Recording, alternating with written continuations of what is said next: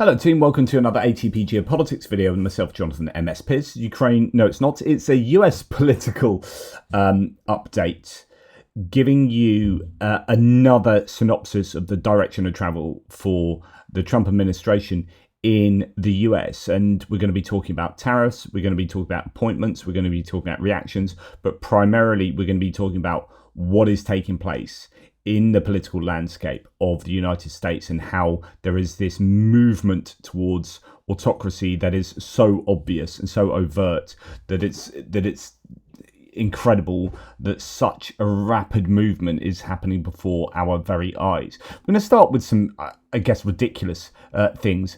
The idea that at the helm of this, the good ship Liberty, as it crashes into the rocks of autocracy, we have a captain that is just supremely ignorant.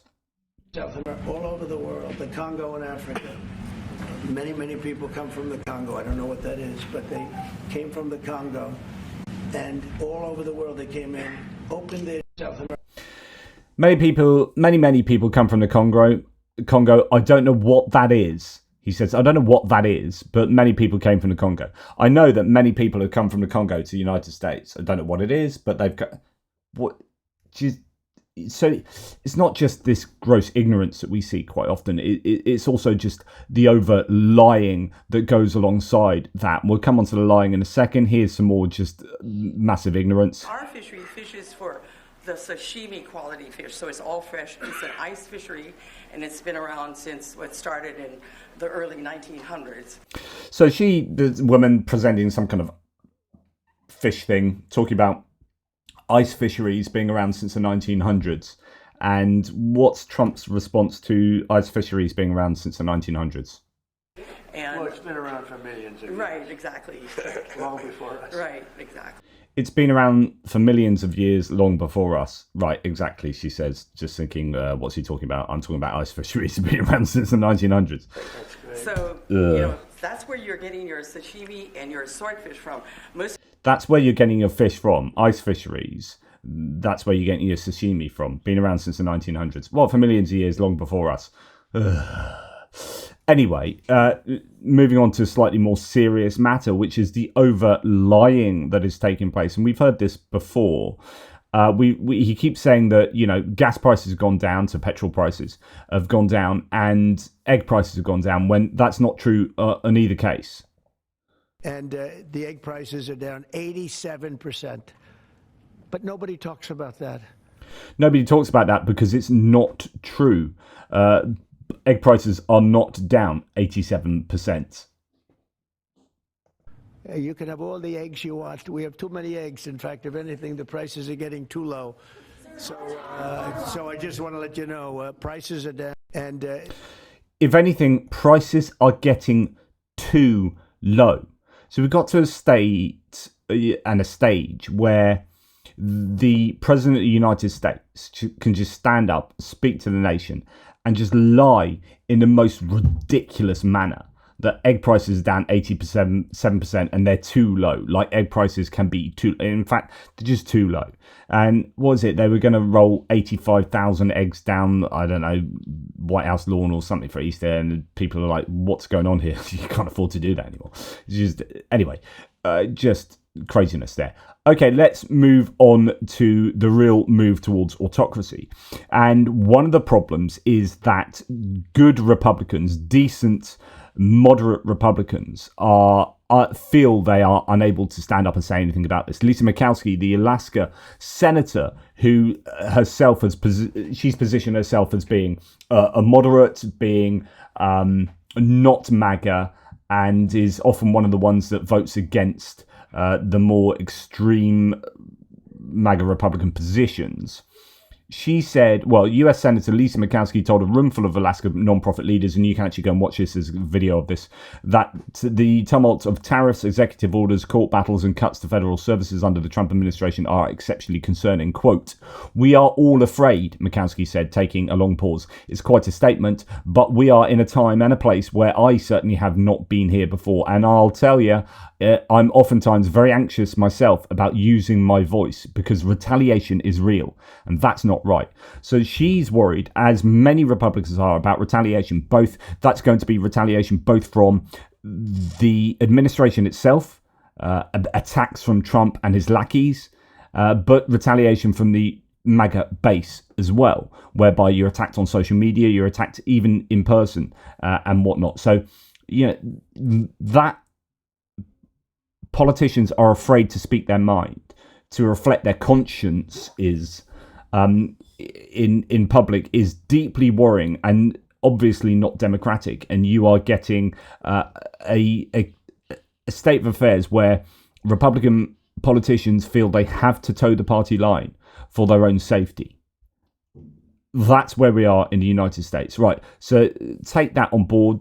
Here, Bill Kristol out here, I hope this is true, but I've not heard anything else about this since April the 15th when he said it. But a handful of Republican senators and House members could announce they're caucusing with the Dems for now and will vote for Schumer for a majority leader and Hakeem Jeffries for speaker. And they'll do this in order to work with Democrats to construct guardrails against dictatorship. Now, if that's true, that's amazing, and it will present a real obstacle for the Trump administration. But actually, the Trump administration appears to be using techniques such as, emergency measures to be able to bypass Congress in order to, also using executive orders aplenty in order to force through their agenda.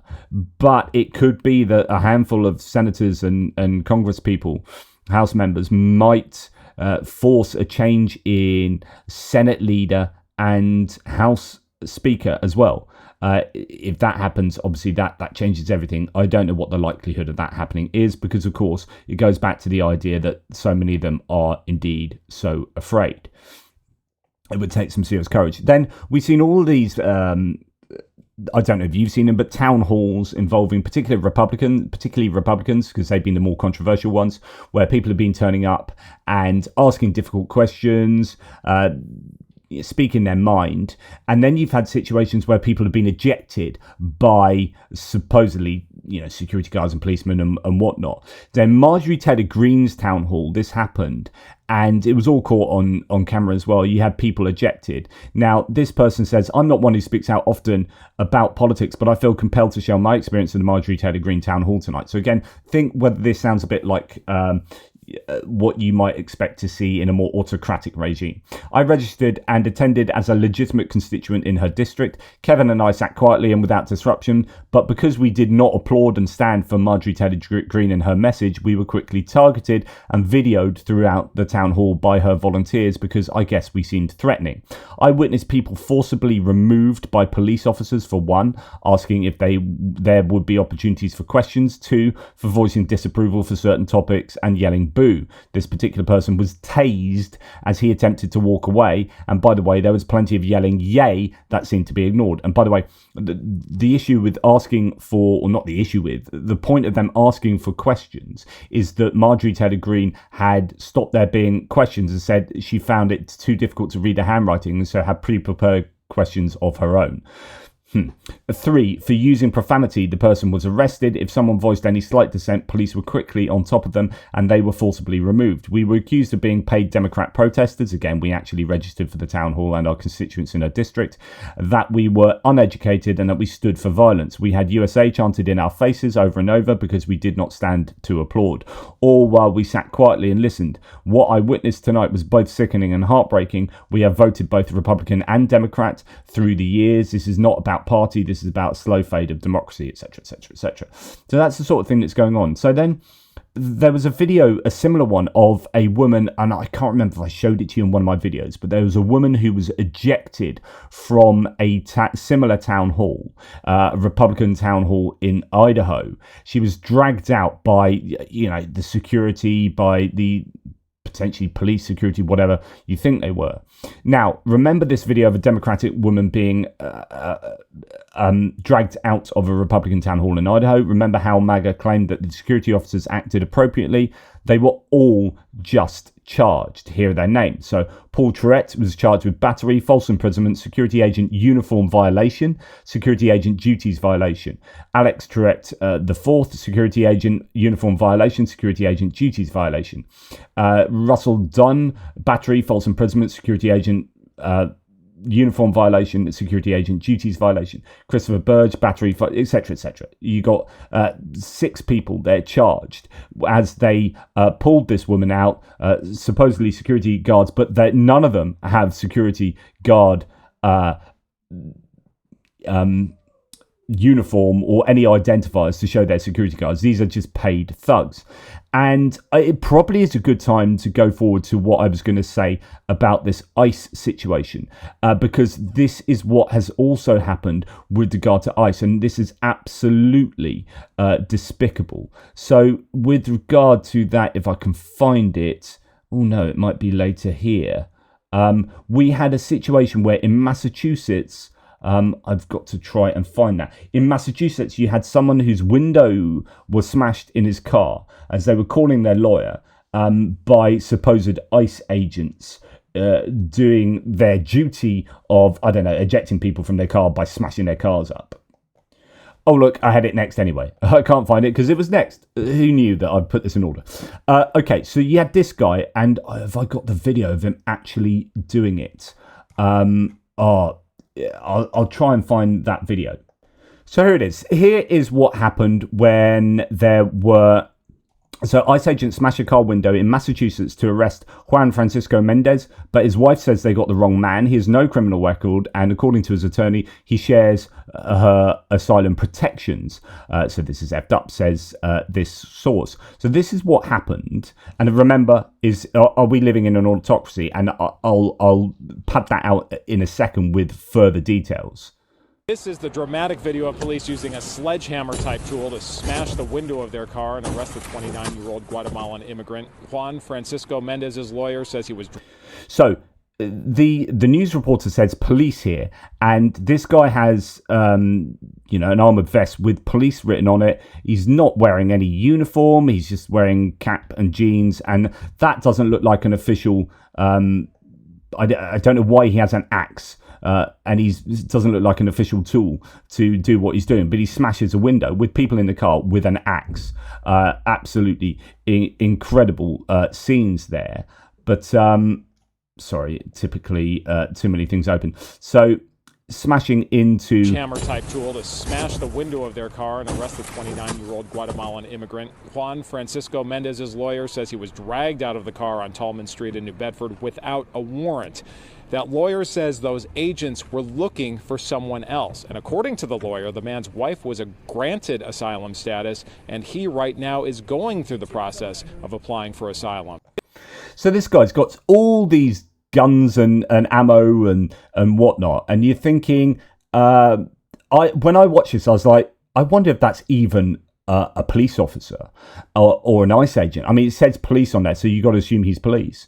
And apparently, and there are several incidences, several people like showing this and screen grabs from other places. But I don't know if this is 100% true, but there are a lot of people saying this guy is a criminal and not an officer. We knew this was coming, which is why it's even more dangerous. This must stop. Turns out he's not a ICE agent. He's not a DHS agent, so Department of Homeland Security. He doesn't even work for the government in any capacity. Maya is part of a white supremacist vigilante group, Veterans on Patrol, and they collaborate with the Oath Keepers, a fascist organization. And you can see, Michael Lewis Arthur Meyer is not who he purports to be, and he is indeed an Oath Keeper or white supremacist vigilante group member, Veterans on Patrol. They go and patrol the border and blah blah blah. So he's smashing up cars. So what you now have are like non-government employees going around smashing up cars and extricating people from their cars, and these are just vigilante groups. That is what is going on in America at the moment. Now, I presume that is true, but of course it might not be 100% true. But all the evidence does support the idea that is indeed the case. So you've got a completely, I think, authoritarian approach to policing, to border control, to security, where you're getting thugs, rather like Tutushki that we see in Georgia, that we slag off Georgia for having that approach to law and order. And we are seeing that in the United States of America. And then, we're going to look at here we're going to look at the media, control of the media, and then we're going to look at control of universities, as I've shown you before. So this is a video by the New York Times where they have looked at the press gaggle in the White House and seen that it's predominantly plants now. This is what the White House press briefing room looked like last year, and this is what it looks like now. The difference is all these people standing off to the side. The current White House press secretary, Caroline Leavitt, takes about 15 to 20 questions from journalists around the room. Kelly, Jeff, Peter. Thank you, Caroline. Most of these questions come from journalists in assigned seats. And these are legacy media organizations like CNN, Reuters, the New York Times, and CBS News. But on average, she takes about a quarter of her questions every briefing from people standing on the sidelines, what the Trump administration calls new media. This is a wide-ranging group of people. Some are from newer, nonpartisan media groups, some are from more established right-wing outlets, and some are right-wing YouTubers. We've even seen Brian Glenn, who works for Real America's Voice and is known for dating Marjorie Taylor Greene.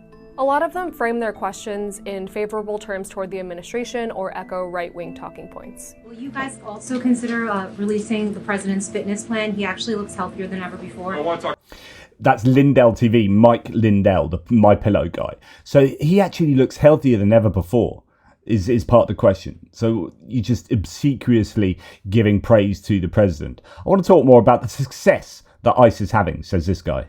Talk more about the success that ICE is having. You mentioned not one Democrat senator voted to protect women's sports. It's easy to look at this and say, why does it matter who's sitting where in this room?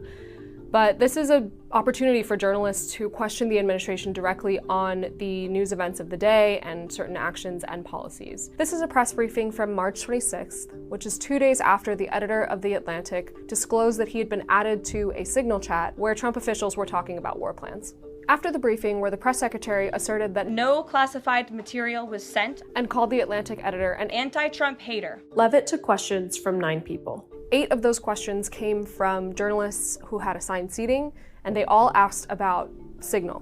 What is it about what Pete Hegseth wrote that makes you say this is not classified? Can you just clarify who is investigating? Can you tell us more why the president is so willing to give Mike Waltz a mulligan here? The only question that was not about Signal came from the sidelines. The person who asked that was Kara Kastranova, who works for Lindell TV, which is a media outlet started by Mike Lindell, who also founded My Pillow.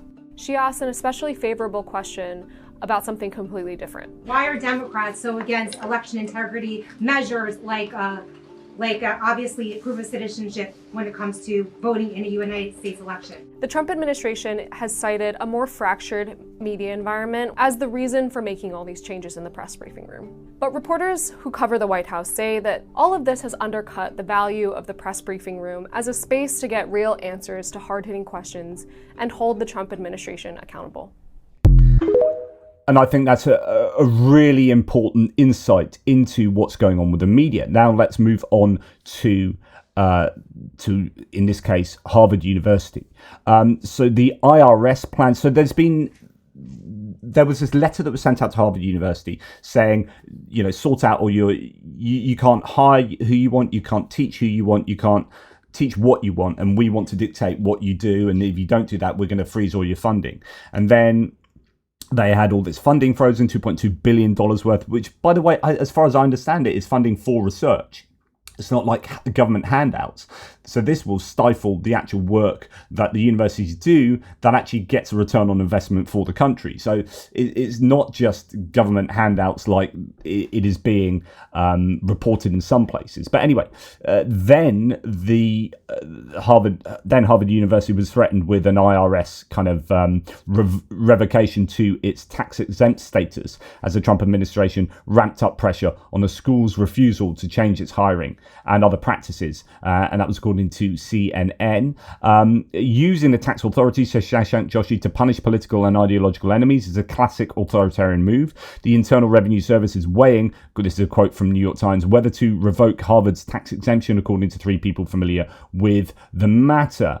And then you had this bizarre situation where Trump officials then came out, because this went south. So you had a lot of pushback. Harvard, obviously, there are a lot of connections to Harvard. They hold a lot of, not the kind of power like that, but, messing with Harvard is going to be a pretty tricky affair, and I'm sure they've got a lot of legal expertise, right? So then the Trump administration came out and said it was actually a mistake. The letter shouldn't have been sent out. So Trump officials claimed the letter sent to Harvard with a list of demands was a mistake and had been sent without authorization. And because Harvard defended themselves, the White House announced they were freezing funding, and Trump threatened to remove their tax exempt status anyway. What a shit show. So like that was all happening. There's still the freezing, but they claimed it was a mistake. And not only that, Trump is now claiming the letter was sent to Harvard by mistake and blames Harvard for not realizing it, even though it was on official letterhead and blah, blah, blah. There was no way you wouldn't realize it was a mistake.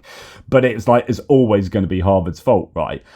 Because Trump and his administration can never accept responsibility for anything, even though their way out of this is by saying the letter was sent by mistake. It's just ridiculous. But they're still getting investigated for... or they're still having the IRS look closely into them, etc., etc. And by the way, there is a theory that's coming out now that Columbia University, Harvard, and possibly Stanford as well are being looked at by the Trump administration. And the reason why they're going after these is because Barron Trump was refused entry into those 3 universities. It's like, really? I mean, I don't know. I don't know whether that is a viable theory, but it wouldn't surprise me at all, because we know that Donald Trump is incredibly retributive. So he loves a bit of retribution. Now, talking about the IRS, Donald Trump's nominee to run the IRS, Representative Billy Long, has just had a 6-figure debt paid off by, I wonder who, by campaign donors, all of whom happen to have tax issues with the IRS. So the guy that's going to be put in charge of the IRS by Donald Trump is someone who has had all his debts paid off by people who have issues with the IRS. Okay, corruption, exactly what you'd expect in this sort of authoritarian regime that I think that we are experiencing, or that Americans are experiencing. Now, Trump's 4th acting IRS commissioner lasted only 0.2727 Scaramucci. So anti-Scaramucci lasted, was it 11 days in the Trump administration, Trump 1.0. And so people use that as a Scaramucci. So this 4th acting IRS commissioner didn't last long. Why yet another replacement? Because the last one appointed by Elon Musk behind the back of the Treasury Secretary Scott Bessent, because it's apparently okay for the world's richest man to pick his own tax man. So interesting, we're going to see a little bit of an issue between some of these people, Scott Bessent and Howard Lutnick, so the Treasury and Commerce Secretaries. They're having an issue with Elon Musk, but actually having an issue with Peter Navarro, who's a guy that is implementing really the tariff regime. I'll come to that later in the economics section. So then we have Biden. So, again, it's all about evidence for authoritarianism. This is what Trump was saying in a recent interview. And that's it. Yeah. So we can't even go after them because they were pardoned. Right. No, we're dealing with very corrupt people. We have a lot of corrupt people in our government. We can't even go after them because they're pardoned. So Biden pardoned them because he knew that Trump would try this BS. So Biden was exactly correct in pardoning people up front, knowing that Trump would go after them. And he even used the verb to go after. He complains that he can't even go after elected officials on the January the 6th committee because they were pardoned. He wants to just enact all sorts of retribution. And luckily, there was some forethought in the Biden administration. Now, Trump continues to go after people whom he perceives as his enemy. He's now trying to prosecute Letitia James for mortgage fraud. This is discussing the abuse of power, says Ed Kressenstein. I guarantee that this goes nowhere. Will Republicans who claimed Trump was politically targeted now cheer on? Remember, Trump was actually convicted in a court. So according to Republicans, anyone who prosecuted Trump was conducting a witch hunt, even if he was found guilty by a jury. But anyone whom Trump prosecuted through his DOJ is automatically guilty, and Trump is honorably conducting law and order. Now, Letitia James has been coming out recently. I saw one of her, I would play it to you, but it's too long to play here. She gave a barnstorming speech recently, and I've got her a little bit later as well, being interviewed. She is standing up really strong against the Trump administration. Of course, it was her court case against Trump that found him liable for, what is it, 435 million or what. I do wonder what's going on with the payment of that, and whether that's been stalled for his term. But then we had the firing of all these most qualified, most intelligent employees that, in these positions of, we've seen 4-star generals, we've seen JAGs, the attorney generals in the military being got rid of. We've seen intelligence people got rid of, CIA, FBI. There's a clear out of people to then bring in all sorts of underqualified replacements. It's desperately worrying. The morning after Trump announced he was putting this massive tariff on China, when the markets really melted down, I actually called our editors and said, not the most important story of the day, not the most disturbing story of the day. Please don't lose sight of this story. On the day before, we learned, or maybe in the same day, that Laura Loomer, a conspiracy peddler who believes 9/11 was an inside job, was in the Oval Office, and we have since learned, apparently or reportedly, urged Trump to fire the head of our National Security Agency and his deputy, two of the most respected intelligence professionals in the world, and because they weren't pro-Trump enough. Who knows what it was, Ezra? And Trump did that. They fired the head of basically our two of our most important cyber warriors, defenders and warriors. Actually, 5 or 6 people ended up being purged on the behest of Laura Loomer, by all accounts. Widely respected around the world. He did that on the advice of a political witch doctor. Holy mackerel. I mean, it's market up or down. How can we be a serious country? Because that then, talk about things that filter down. That then filters down through the whole bureaucracy. Can I offer up intelligence that Trump will not like? Really deeply worrying stuff, and I reported on that previously. Now, the Trump administration will adopt a new rule that will make it easier to fire federal employees who undermine Trump's agenda, quote, and that's from Axios. So not only has he purged left, right and centre, but he's making it easier to do further purges. We hear that the Consumer Financial Protection Bureau is firing 1,500 workers and will soon have only 200 remaining, meaning that the CFPB will be largely unable to carry out its mission of overseeing financial institutions and regulating companies that scam consumers. So the protection for consumers is being stripped away for the benefit of massive corporations. When we talked to a fired CFPB worker last month, they said, quote, the consumers I spent my career defending are being left undefended at this time. The worst companies like that Elon Musk runs, will be able to take advantage of them and commit all sorts of financial abuse and crimes. Then what else is happening? Trump opens massive marine protected area to commercial fishing, like he's done to the woodlands that he's opened up for felling as a result of putting stupidly tariffs on Canada that then affects the trade of lumber from Canada, sustainable lumber, I would have thought, coming from Canada. And we are seeing Trump open up the seas and the forests of the United States to be completely violated. absolutely horrific. And then we hear about an executive order, draft version of which has been leaked, that seeks to completely functionally destroy the State Department. John Ridge says, I've read through the draft executive order myself. It's apocalyptic.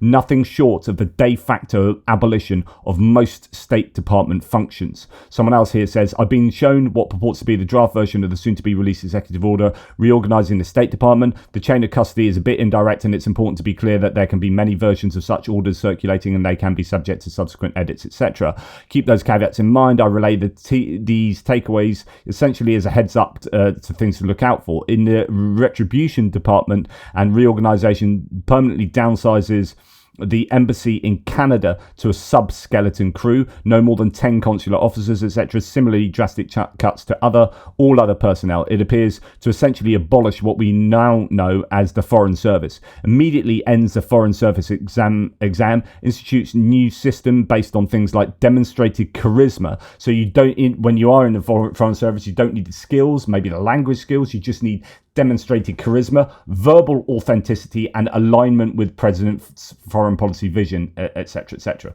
In other words, you need to just be super loyal, then you get the job.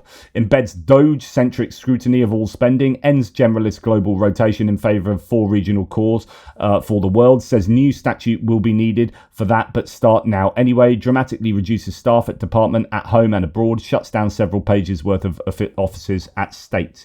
Bureau of Humanitarian Affairs inherits whatever is left of USAID, and there's a lot more, but these are some of the top lines. It's a hell of an understatement to say Christ Almighty. And he says, so in other words, the State Department is just going to be ripped apart, and that again will be handing power to your Chinas and your Russias of the world. Just incredible what is going on with the United States. Then we're going to go on to ICE, so the kind of border control agency that is going around with vigilantes, it seems, like ejecting people. So a government memo that the CBS News has obtained shows that the Trump administration has allowed the DHS, the Department of Homeland Security, to send non-criminal detainees to Guantanamo Bay, even though they claim to the public that the naval base would only be used to hold the worst of the worst criminals. This is why due process matters. Trump is not doing what he says he is doing, and he's taking things way too far. So this is a memo that goes against what Trump is himself claiming, and that they're just hauling anyone away to these sorts of places, whether it be El Salvador or Guantanamo Bay. Then you had, this is the official White House Twitter account. As Midas Touch says, this is some sick shite here. They've taken a New York Times article front page. Senator meets with wrongly deported Maryland man in El Salvador. So the Maryland Senator Van Hollen has gone to El Salvador to meet with Kilmer Garcia, who's the guy at the center of so much of this. And then they've done this kind of meme approach of like crossing out part of the headline to now read Senator meets with MS-13 illegal alien deported who's never coming back in El Salvador. Or whatever, however that reads. That's what, this is the official White House. This is the professionalism of the White House. This is who is running the United States of America right now. Fixed it for you, New York Times. Oh, and by the way, Chris Van Hollen, he's not coming back. Okay, so whatever you think about this whole situation with Kilmer Garcia, like, let's have some professionalism at the heart of the government. But no, that is definitely not on show. So one of the Venezuelans who Kristi Noem, she's, what government is it, North Dakota, the one that shot her dog, tried to render to El Salvador slave prison, that Kristi Noem tried to render to El Salvador slave prison, managed to avoid removal and was able to make it to an immigration court. And you'll never guess what happened. The government gave no evidence of his gang membership. Due process for the win. So when someone who was literally going to be flown out, escaped and got to an immigration court, the government, the idea is like, we're rounding these people up because they're criminals and they've done X, Y, and Z. So we're going to take them to El Salvador and put them into prison and throw away the key. And then people are saying, where's the due process here? Because we're fairly sure that none of these people are the people you say they are or have done the things you claim they've done. And then there was an investigation that 75% of them don't have any criminal record. And you're shipping them off and throwing them in a gulag abroad, right? So we need due process, because otherwise this looks like dictatorship. This looks like the Stasi. This looks like the KGB. This looks like, what happens in countries that you have been highly critical of for the last 50 years plus, okay? So, as Aaron Rucklin-Melnick says, this is stunning. One of the plaintiffs of the Alien Enemies Act case, who did get taken off a plane, had a court hearing just 48 hours later. ICE didn't even offer one piece of evidence that he was part of Tren de Aragua. They had literally nothing to show it. These people are being rounded up with no evidence, and the sorts of people that are rounding these people up are the guy that you saw smashing a car window, who's a member of a right-wing extremist, a white supremacist extremist gang, beholden to the Oath Keepers. It's just... Richard Hananaya says, I continue to be shocked. So, okay, what happened? Right, we had Donald Trump saying this. Right, this is Donald Trump's tweet here. This is the hand of the man. So Kilmer Garcia, the guy that's in El Salvador, one of the guys that's been, his wife only found out he's missing when she saw him in that video. And there are claims that he was, in fact, the White House has admitted it was a mistake that he was sent there, but they refused to bring him back. Then the courts have got involved, the lower courts and then Supreme Court. A Supreme Court said that they need to facilitate him being brought back, and the White House is refusing, which means this is now a constitutional crisis. And then to try and back up the evidence that this guy was rightfully sent to El Salvador, Donald Trump comes out and says, this is the hand of the man that Democrats feel should be brought back to the United States because he is such a fine and innocent person. They said he's not a member of MS-13, even though he's got MS-13 tattooed on his knuckles, and two highly respected courts found that he was a member of MS-13, beat up his wife, etc. None of this, which I think is true. I was elected to take bad people out of the United States. What, people like Andrew Tate that you brought in? Right, okay, got it. Among other things, I must be allowed to do my job, make America great again. So then he shows in the Oval Office a picture of MS-13 tattooed, like the worst Photoshop. MS, so that's showing that that is showing that these things all represent MS-13. The skull across, smiley face, cannabis on his knuckles, right? And that represents MS-13, right? So it's saying he's got MS-13 on his knuckles. But as Mehdi Hassan says, it's a fake doctored image that the president is showing. Not only should this be a huge scandal that the media should be all over, but where is a community note on this site? So why is Donald Trump not being community noted? Because this is not true. I continue to be shocked. Those photos of the gang tattoos on Abrego Garcia's knuckles? They're photoshopped. But Trump himself has shared the pic. It's now a fact in MAGA world. The tattoos are whatever Trump says. Every day is a new low for these people. And then, so you've got that picture of his knuckles without those tattoos on. And then you've got these... I'll try and find that one, actually. Bear with me. So actually, it appears that the Trump claim is that actually, my goodness, it's worse than I thought, that is literally the tattoos of MS-13 on his knuckles by all of those other symbols, rather than those symbols representing MS-13. And you get, proof that that MS-13 isn't on his knuckles. And then you've got lots of people, doing all sorts of fact checks of this, and that this is absolutely ridiculous. Trump brazenly flaunted a blatantly photoshopped image of Garcia's hands, slapped with fake MS-13 tattoos, and so-called proof to justify banishing him. And those actual tattoos on there across, Christianity, and all those other symbols that are meaningful, obviously, to him.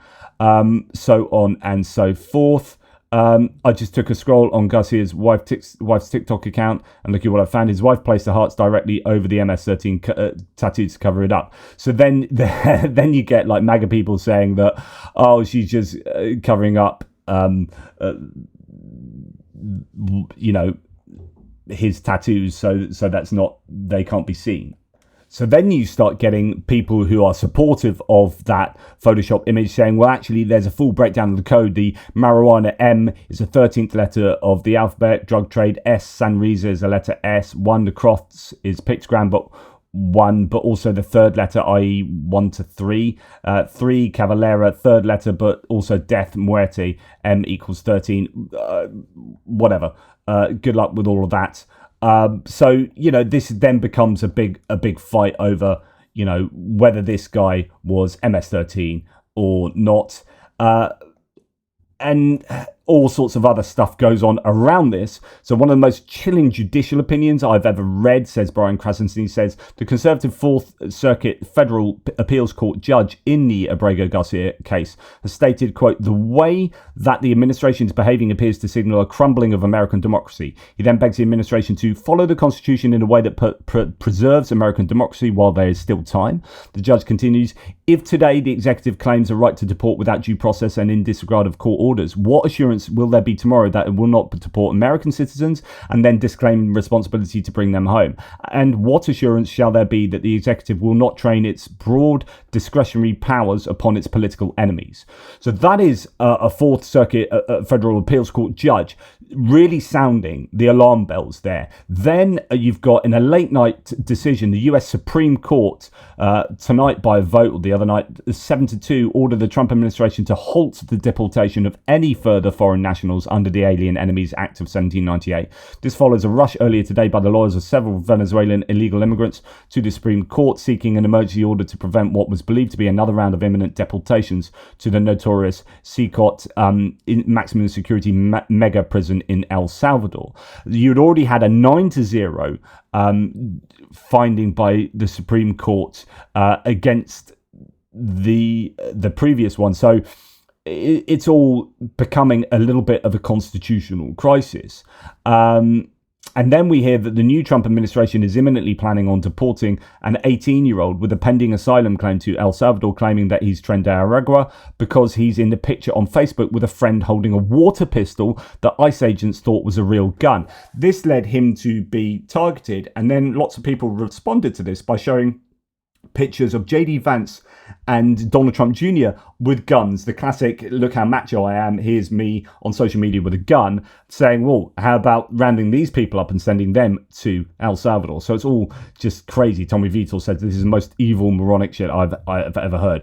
It's all going crazy, and ICE and their supporters are championing for the rounding up of these people, and without due process, it seems, and their defenders saying, look, there has to be due process. Some of these people could be wrong-uns, right? But you need to prove that is the case. You need to show that it is the case. And the problem is when some of these people have been taken to court or found themselves in court, there has been no evidence. So that is just helping to show that there is no due process and very limited evidence, it appears, for any of these people to be rounded up and sent to El Salvador. Now, then you've had Senator Van Hollen here revealing that the Trump administration has promised to pay El Salvador was it $6 million that Trump had claimed that they were paying for that prison situation with those supposed Venezuelan gang members, is actually paying $15 million, over double previous estimates, to detain these prisoners, including the illegally abducted Kilmer. That's Kilmer Abrego Garcia. This is illegal to do without Congress. So, nothing that the Trump administration is doing concerning this appears to be proper. Now, we then hear Senator Van Hollen, who visited him because Garcia is from his district, says that Garcia is no longer in CICOT and has been moved to another detention center where conditions are better. but still has no communication with the outside world. And someone saying Bukele, so that's the leader of El Salvador, caved because he runs a country with a smaller GDP than the city of Atlanta, and he does not want Democrats to cut off his aid flow if they take power in 2028. So there's lots of theories about why, caving on Garcia, but he has still not been brought back to the US, which is what the courts have demanded, facilitated. Now, NBC News has reviewed over 100 pages of documents submitted by the federal government in its effort to deport another chap, Mahmoud Khalil. So this is a guy that was, involved with protests over Israel and Gaza. In some instances, the government appears to be relying on unverified tabloid articles. In others, the government claims about Khalil are clearly erroneous. So looking at 100 pages of evidence for this guy, is just full of absolute nonsense. So the government appears to be going around rounding up people with like scant evidence for doing so, and then shipping them off and disappearing them. It's absolutely what you'd expect to see in a dictatorship. Now, Steve Kornacki then goes through the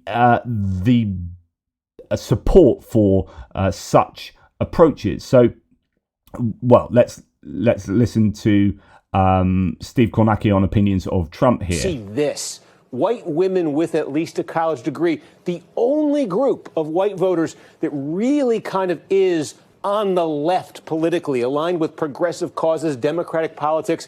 Give you an example here. It's that DEI question, right here, that we asked about in our poll. We had two big statements we read to voters. Basically, do you want to continue DEI programs, or do you think they should be ended? And again, look at this divide here.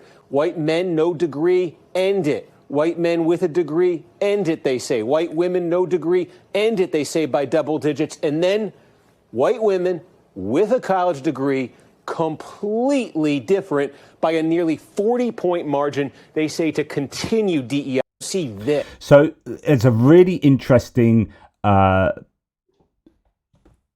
effect on, well, there's a really interesting demographic difference between the views of, first of all, white people with college degrees and without college degrees. So even men with college degrees, opinions of Trump, they're only just pro-Trump. So college degrees really, like education, really affects support for Trump here. And I know that's not going to be universal, but it's certainly an interesting data point. And then you apply that to the DEI situation, and actually we have white women with a college degree being far more likely to be in favor of continuing, say, DEI, so equality and inclusion programs in, say, hiring.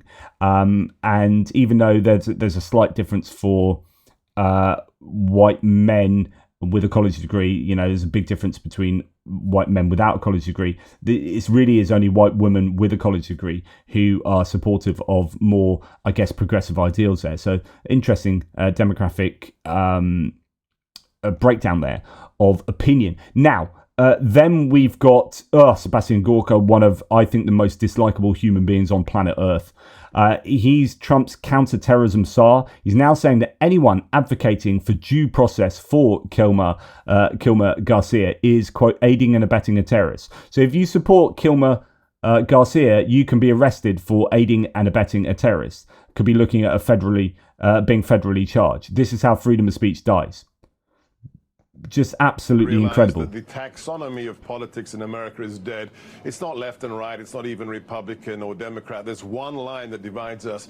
Do you love America or do you hate America? It's really quite that simple. And we have people who love America, like the president, like his cabinet, like the directors of his agencies, who want to protect Americans. And then there is the other side that is on the side of the cartel members, on the side of the illegal aliens, on the side of the terrorists. And you have to ask yourself, are they technically aiding and abetting them? Because aiding and abetting criminals and terrorists is a crime in federal statute, Rob. That's very worrying. Trump's counterterrorism czar Sebastian Gorka says Americans critical of deportations like Abrego Garcia's are providing material support to terrorists, and that is a felony crime. worrying stuff there. Right, then we're going to go on to look very briefly at some appointments that are being made, and this is also pretty worrying stuff. In terms of where you think the US is, are they appointing people to these positions of incredible importance and power who have the required knowledge and skills to do that? So we know that, say, for example, Dan Kane, who's a Joint Chiefs of Staff nominee, had to have a letter attached to his application from the president because he didn't reach the required levels of the checklist of what is required of someone of that position. He failed completely, and so he had to have the president step in on his behalf. There's an example. Pete Hegseth was at level 4 instead of, say, level 10 of where you need to be where you should be to be in charge of the Department of Defense as Secretary of Defense. You get all these people who are woefully underprepared and underqualified for these jobs. Then we hear that Ed Martin, interim US attorney for Trump, appeared over 150 times on Russian state media outlets RT and Sputnik between 2016 and 2024. His commentary often echoed Kremlin-aligned narratives, drawing criticism for amplifying foreign propaganda while holding a key federal legal role. That's the sort of person that Trump wants in position. We have the Pentagon being in a meltdown over Hegseth's policies, according to Politico. Hegseth's chief of staff is to leave his post. 3 senior officials suspected of leaking information have been dismissed from their posts. The changes will leave Hegseth without a chief of staff and deputy chief of staff and a senior advisor. There is a lot of controversy concerning this. That Politico article sort of detailing that in Mediaite here, saying there is a complete meltdown in the building. Pentagon reportedly in chaos as Hegseth loses 4 staffers in one day. Who would have thought that putting a Fox and Friends weekend co-host with a known drinking problem and 0 qualifications in charge of the Department of Defense would end in disaster? So then we also have this chap. Only the best people, said Trump, that he employs. Royce Chamberlain says, I'm excited and honoured to announce and he looks to be like a 13-year-old boy that's just learning to shave. I'm excited and honoured to announce I have been appointed to the office of the Secretary of Defense at the DoD, Department of Defense, helping ensure our country is viewed as a force not to be reckoned with, or should be viewed as a force to be reckoned with, I would have thought. Anyway, claimed to have run a filmmaking company since he was 14-year-old, aka a YouTube channel. He is a 23-year-old, no college education, no military or defense-related experience either. Those are all of his experiences. Filmmaking company since he was 14. His dad is a state representative, which is why he got the job.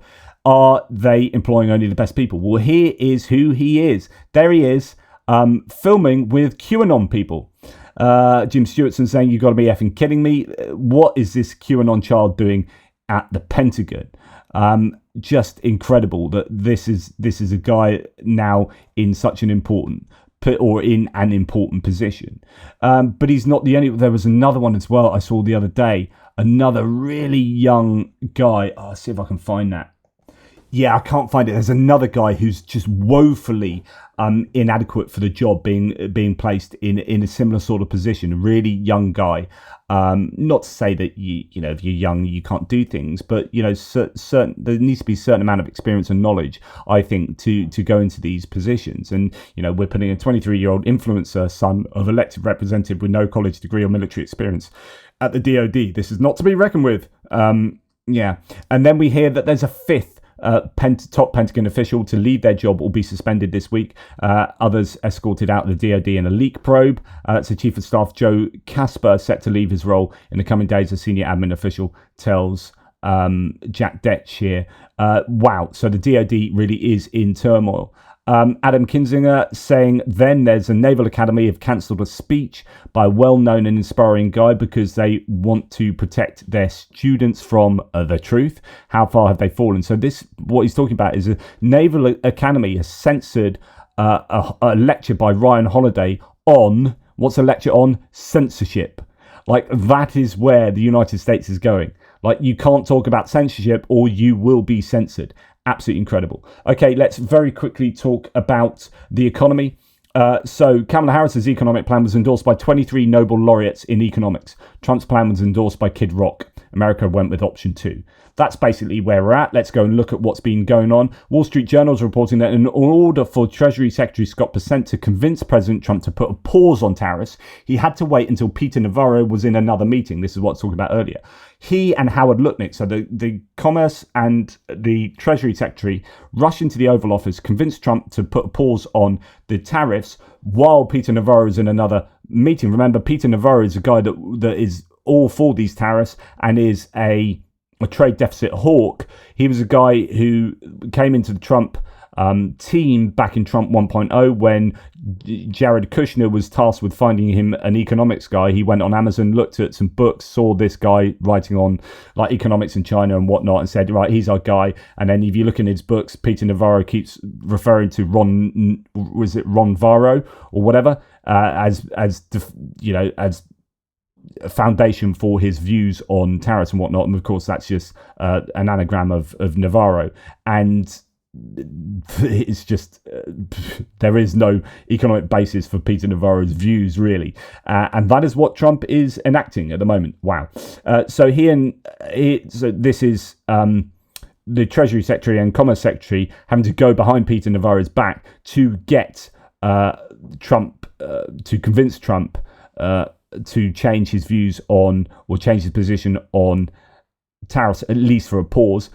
He waited until he posted a Truth Social post announcing the news. Okay, so that is pretty interesting. Now, Ford has halted shipments of SUVs, pickup trucks and sports cars to China, according to the Wall Street Journal, in response to Trump's tariffs on China. Beijing has imposed tariffs of up to 150% on these US-made vehicles. Trump's trade war is going to lead to massive layoffs in the auto industry. Here at home, no one wins a trade war, says Republicans against Trump. Well, actually, there's some more news on that. So Trump's tariffs have torpedoed 250 to 350 Mack trucks jobs at the Macungie, Pennsylvania plant. They say, quote, heavy-duty truck orders continue to be negatively affected by market uncertainty about freight rates and demand, possible regulatory changes, and the impact of tariffs.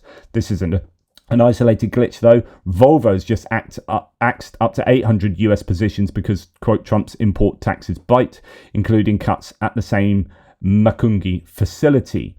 Prime Minister of Canada, Mark Carney, says Trump is trying to break us so the US can own us. They want our land, they want our resources, they want our water, they want our country, and we are all going to stand up against Donald Trump. So Canada's being very strong, but it's very difficult to know how to do negotiations, trade negotiations with the Trump administration. This has been analysed by a number of people who have said in trade negotiations, you need to know what the other side's objectives are. But when it comes to, say, for example, particularly Canada, you don't know what their objectives are, because it initially started off being about fentanyl. Then it was about illegal immigrants, and of which in both cases more go the other way, north into Canada than come south from Canada. So you're like, okay, so it's not that and it's not that, but it's what you claimed it was. And then it was about the 51st state. So they're like, what's your negotiating position? Is it that you want Canada to be the 51st state of America? Then how do we go about doing trade negotiations if that's your actual ideal, that's your objective? It makes trade negotiations almost impossible, because you're trying to work out really what the other side wants, and they're not quite sure, and it appears to just be imperialism. Then we have this, so Adam Kinzinger pointing out that American attitudes towards free trade have rapidly polarized. So they used to be about the same concerning free trade. Now conservative views appear to be going down concerning free trade, while moderates and liberals are becoming more in support of free trade. Globalism is going to come roaring back like nothing we've ever seen before, says Spencer Hakamian. Wow. So this is the irony. The massive gains have been made in supply chain security since COVID will be destroyed. We're tariffing the very countries we would encourage certain manufacturing to return to. And also we have tariffed coffee, and we can't grow coffee. It's idiots. Meanwhile, people's views have just completely changed on this, particularly on the liberal and moderate side. They've become free trade advocates, which used to be a kind of political conservative position, fiscal conservatism, advocating for free trade and lack of regulation. Now conservatives are arguing for regulation, for tariffs, for trade barriers. It's just incredible. Now, the Washington Post has reported that the international travel to the US from almost everywhere has collapsed by up to a third in some cases. It's a clear sign that foreign travelers are being repelled by Trump's rhetoric and policies, and is likely to cost the US in billions, particularly striking drops from countries which were previously close US allies. Colombia down 33%, Spain down 25%, Germany down 28%, South Korea down 15%, UK down 14%, and summer bookings by European tourists are reportedly down by 25%. Goldman Sachs predicts the losses from deterred foreign travel could reach almost $90 billion, while Bloomberg predicts the loss of $20 billion in retail spending from international tourists. The figures don't yet include travel from Canada and Mexico, but indications suggest a massive drop in travel from Canada. Flight reservations from Canada to the US are reported to be down 70% compared to the same period last year. Air travel from Mexico to the US is reportedly down 17%, while the number of Canadians visiting the US by car has fallen by nearly 32%. Ironically, the US government's International Trade Administration has previously predicted surging tourism in 25 to 26. It anticipated a near record of 77 million visitors in 2025, with a World Cup boosted new record figure in 2026. That now looks very much in doubt. Then we have China has completely stopped importing liquefied natural gas, LNG, from the US for over 10 weeks, according to the Financial Times. The tariffs on US LNG starting at 15% in February and escalating to 49% effectively priced US LNG out of the Chinese market. And no state had an average, says Caitlin Collins from CNN, an average gas price even close to the $1.98 per gallon on Wednesday. The two states that were tied with the lowest average gas price on Wednesday, Mississippi and Tennessee, were both at $2.70 per gallon, according to data provided by AAA. What's she talking about? Well, Donald Trump, like I said earlier, with egg prices, was also claiming that fuel prices are down, and he said they're at $1.98, and nowhere in the US was at $1.98. The two lowest, Tennessee and Mississippi, were at $2.70 per gallon. So Trump is just lying about the economic impact of tariffs, about inflation, about prices. He's just lying. Now, we hear that colleges and universities are among America's most competitive international exporters. In dollar terms, last year, the United States sold more educational services to the rest of the world than it sold in natural gas and coal combined. And yet, it's universities that Trump is hammering, and also ICE is hammering people at borders. So you're going to get people not wanting to apply to these very prestigious universities in the United States from abroad. You know, a lot of money going into the US from foreign students. And, you know, with the US hammering at these universities, with the Trump administration hammering away at these universities, you are going to affect the educational sector in terms of the economy. The fact that the US is smothering one of its most successful export industries and seemingly arbitrary visa purges scaring off generations of prospective foreign students is mind-boggling, says Yaroslav Trofimov. Absolutely incredible, but this is the economic harakiri that the United States is committing. Japan has a lower tariff rate than we do, said Spencer Hakiminian. I don't know where he's from, actually. What is taking so long to sign an imaginary trade deal with them and pretend we accomplished something? So what's he responding to? Well, Financial Times reports that Donald Trump weighs in on Japan trade talks, but Tokyo team leaves them without a deal. So the first in the queue negotiations, closely watched for signs of US strategy, appear to have ended in no deal. With 81 days left of the 90-day pause on tariffs to sort out 90 different trade deals, and no trade deal has been sorted out yet, and it looks like the Tokyo team is left without a deal. There's also claims that the UK might not sign a deal and might favour the EU over the US because of the demands from the US on us were just too ridiculous. So there's talks about that. Then we hear that Robert Reich here talking about how the Trump administration combination of tax cuts, program cuts and tariffs would hurt most families across the US. Party of the working class, supposedly, not.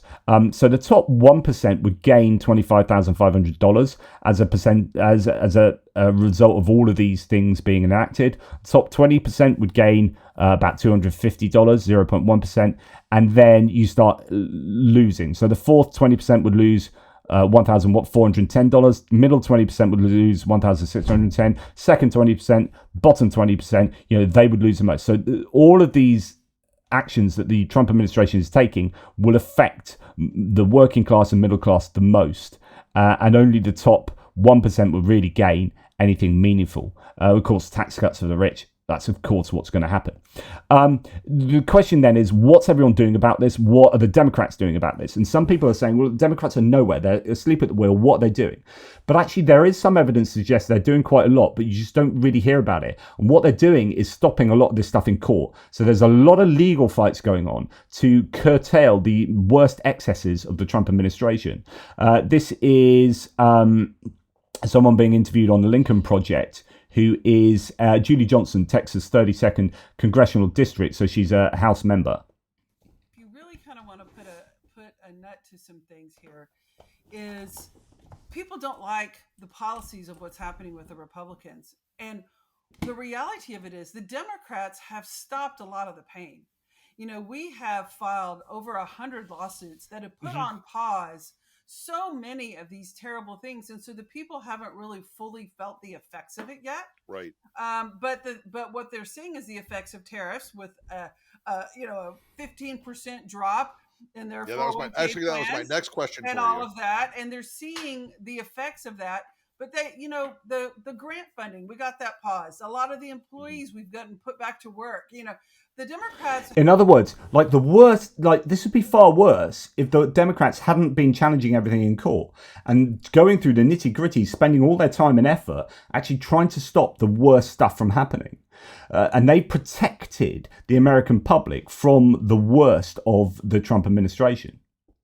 Have been very effective in stopping saving the Republicans from themselves. That's right. That's exactly right. But they don't. There's the irony there that the Republicans would be in a much worse position publicly had the Democrats not been saving the Republicans by stopping the worst crap from happening. They can't go into these communities and defend it. And the thing, to your point, that is really just drops my jaw all the time.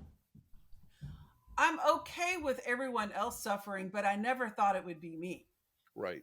You know, this notion that people have, well, I never thought it would happen to me. I voted for him because I was okay for him to torture all these other people, but now this is coming to my backyard and I don't like it.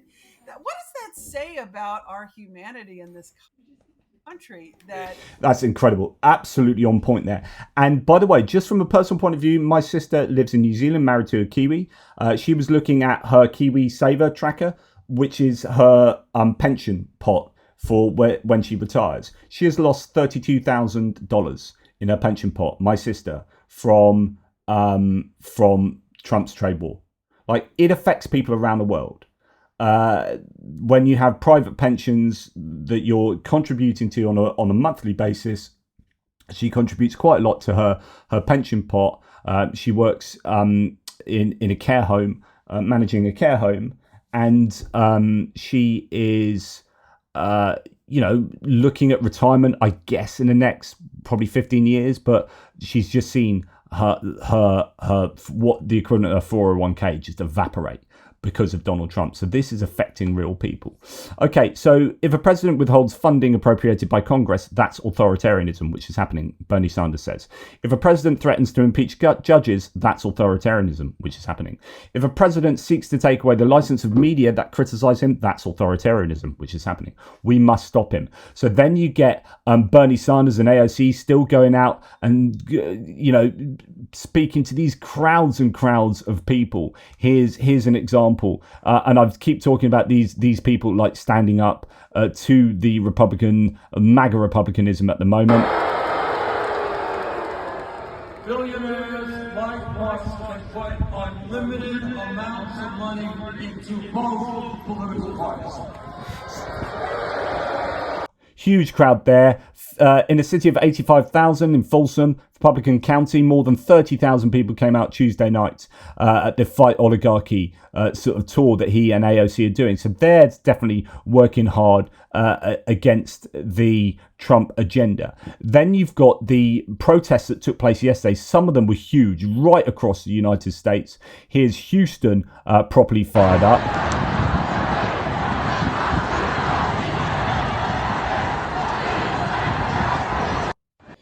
And you wonder how much this is being reported on mainstream media, but massive crowds in Houston, different crowds all over the country, some bigger, some smaller, from New York to Washington, D.C. to Chicago, Hartford, St. Paul, Phoenix, hundreds of other sites around the country. So really big protests taking place that shows that the Trump administration is not being particularly popular amongst at least a good deal of the population. Here we've got New York City protests, some huge protests there. I don't remember a single protest as large against Joe Biden, says this source. We now have protests like this for weeks all across the nation.